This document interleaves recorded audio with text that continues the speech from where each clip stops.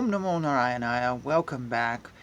So, if you have delved into the theological aspects of Sanatana Dharma, maybe the different belief systems, the trends in belief, and the changes, you have undoubtedly come across the name Adi Shankar. The name comes up over and over and over again as one of the great thinkers, for lack of a better term, movers and shakers. You can get on Wikipedia and find out everything about him. I honestly don't know that much about him, other than to say I have followed teachers who have directly tied themselves to him, and when reading about his beliefs and the legacy he left, I've always had this push and pull like, yeah, I just don't know if this works for me. But I had a realization recently. I have heard Adi Shankar's name 100 times. I have seen discussions of his theology countless times. I have seen gurus throw his name out. I've seen criticisms of him. I've lost track of how often his name has come up. But I realized recently I'd actually never read a single word he wrote. I didn't know a single thing he wrote. I couldn't tell you anything at all.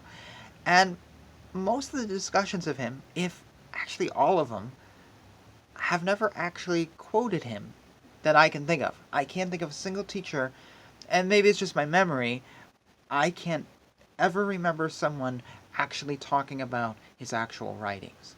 It's almost like people write about Adi Shankar and they write about his legacy, but they actually haven't read his works. How did I come to that realization? When I came across his works online.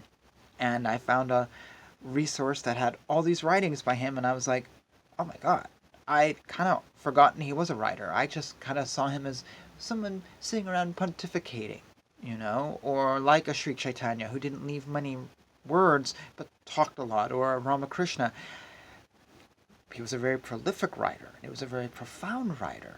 And I never thought about this, and then when I found the writings, I'm like, whoa, I have to share these on this channel. Because if I have never seen anything he's written, I'm willing to bet a lot of you haven't either. Or you haven't taken the time to read them because they are tough. So I thought we'd read them on the channel, and maybe I might change my mind about him. We shall see. So we're going to start this series of Adi Shankar with just a random selection. This is called Vignana Nauka. I've probably mispronounced that. It translates into English as the boat of spiritual science. That's actually why I chose this one, because I just like that, thinking of like this boat going down the river and it's full of spiritual science. It's just a nice visual. So anyways, here we go.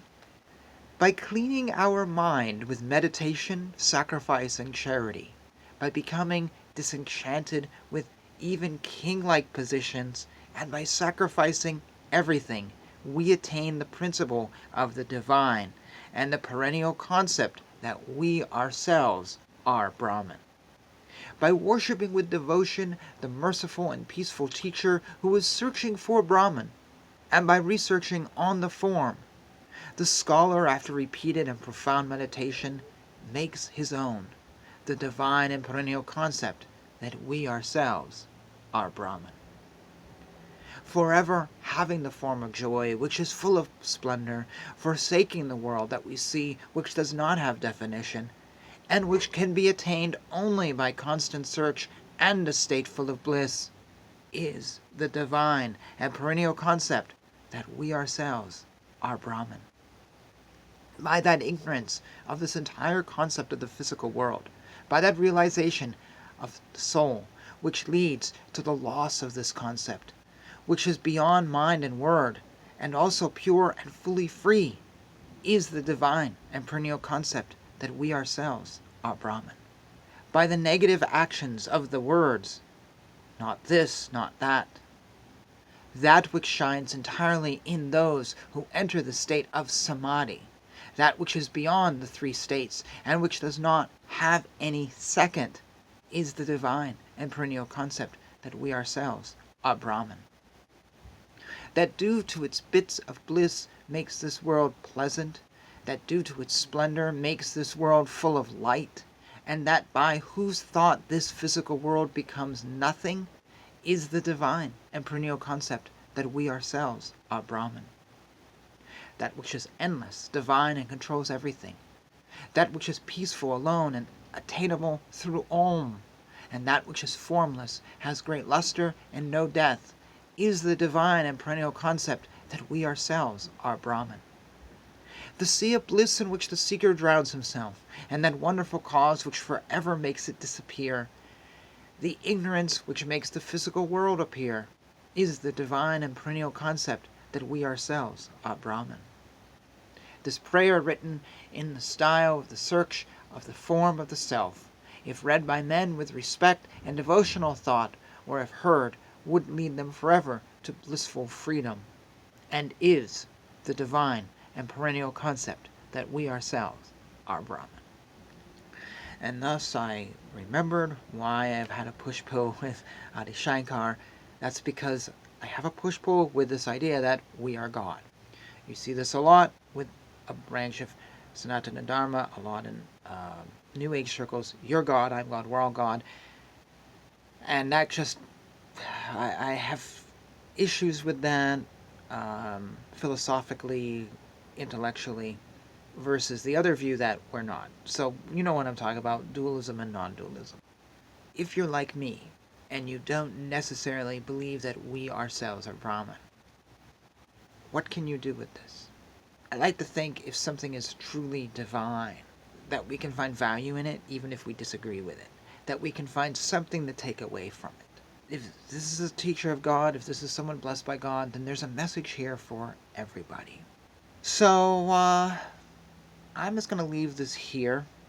I'm looking over it right now, and I'm just going to let you folks respond to this and share your thoughts down below. We will continue to delve into his stuff as we go along here on this channel, though I have to warn you, this was really short compared to some of his stuff. Some of his stuff is long, and it's going to get really detailed, and it'll cover multiple videos. I will say one more thing. As I look at this, I did like one of the last lines, the sea of bliss in which the seeker drowns himself, and that wonderful cause which forever makes it disappear. Wow, that's so great. It's so visual, and it just says so much about the world. And then the next line, the ignorance which makes the physical world appear. Those 3 lines alone are full of so much theology and just so much. You could just meditate on those. They're just really great. But this visual of a sea of bliss and the seeker drowning, yeah, that goes back to the boat in the title. Anyways, I just like that. I like words. I like, nice turns of phrase. So anyways, thoughts, comments, all that good stuff down below. Hare Krishna, Krishna Krishna, Hare Hare, Hare Rama, Rama Rama, Hare Hare.